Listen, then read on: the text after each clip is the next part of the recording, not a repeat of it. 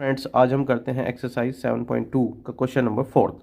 तो question number 4 के अंदर यहाँ पे रेशो फाइंड करा रहा है। Find the ratio in which the line segment joining the point ये एंड ये। तो रेशो कौन सा फाइंड करा रहा है? सबसे पहले वो कह रहा है कि आप यहाँ पे एक लाइन सेगमेंट बनाओ जो इस पॉइंट को ज्वाइन करता हो। तो हमने एक पॉइंट ये लिया ए और एक पॉइंट ये लिया बी, जिसके कोऑर्डिनेट 6-8 है, और हमने इसको ज्वाइन करा दिया। तो ये बना हमारा लाइन सेगमेंट।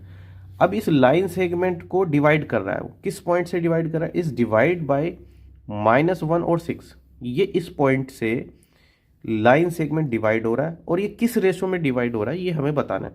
तो मान लेते हैं ये जो पॉइंट है ये P कहीं यहाँ पे है, और इसके कोऑर्डिनेट है -1 और 6, और ये इस लाइन सेगमेंट को दो हिस्सों में डिवाइड कर रहा है। एक हिस्सा ये है और एक हिस्सा ये है।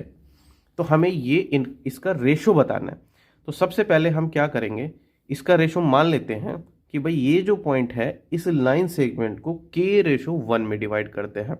अब बात आती है कि हम मानते हैं यहाँ पे पहले लेट द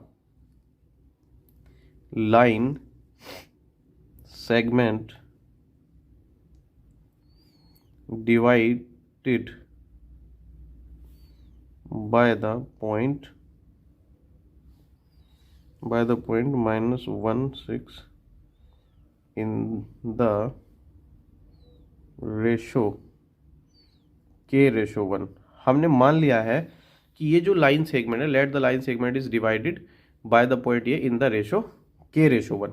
तो हमने मान लिया है कि ये जो लाइन सेगमेंट है इस पॉइंट से K/1 में डिवाइड हो रहा है। अब क्वेश्चन उठता है कि हमने K/1 ही क्यों मानना है, क्योंकि हम तो इस फॉर्म का रेशो लेते हैं M1/M2। हमें मानना चाहिए था कि जो लाइन सेगमेंट है ये M1 और M2 M1/M2 मानना चाहिए था हमें यहाँ पे, लेकिन हमने माना है यहाँ पे K/1। अब हम क्या करेंगे, इस बात को समझते हैं कि अगर हम K/1 लेते हैं तो हमें क्या बेनिफिट हो सकते हैं क्वेश्चन करते टाइम, और अगर M1/M2 मानते हैं तो क्या हमारा डिसएडवांटेज, या क्या इससे हमें क्वेश्चन करने में कितनी परेशानी होगी। तो हम ये देखते हैं। तो सबसे पहले हम समझते हैं कि M1/M2 को हम ऐसा क्यों मान सकते हैं। तो हम क्या करते हैं, यहाँ से M1 को उठा के M2 को उठा के सॉरी ये M2 के अपॉन में ले जाएंगे, और यहाँ बचेगा 1। अब इसको दिमाग में हम अपने यहाँ पे कह सकते हैं कि K मान लो, तो ये बन जाएगा। तो ये जो रेशो है M1/M2, तो ये K/1 बन जाएगा।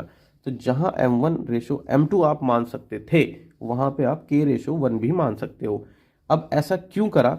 ऐसा इसलिए किया हमने, जब हम ये वैल्यू M1 और M2 की वैल्यू क्वेश्चन में पुट करेंगे तो यहाँ पे हमें कोई दूसरी इक्वेशन बनाने की जरूरत नहीं पड़ेगी। लेकिन अगर हम M1/M2 के फॉर्म का रेशो लेते हैं तो फिर हमें यहाँ से दो इक्वेशन बनाने की जरूरत पड़ेगी, फिर उनको सॉल्व करेंगे तो क्वेश्चन हो जाएगा लेंथी। तो क्वेश्चन को लेंथी ना करके इसलिए हमने इस फॉर्म का रेशो मानना है। जो भी के की वैल्यू आएगी यहाँ पुट कर देंगे, और वही हमारा क्या हो जाएगा, रेशो हो जाएगा जो क्वेश्चन के अंदर पूछा है। तो अब हम क्वेश्चन करते हैं। तो हमारा यहाँ पे M1 है ये K, और M2 है ये 1। अब हम करते हैं, ये पॉइंट है हमारा X1 Y1, ये है X2 Y2। Section formula apply करते हैं, एक्स कोऑर्डिनेट निकालते हैं, यहाँ से -1 निकालते हैं। -1 कैसे निकलेगा?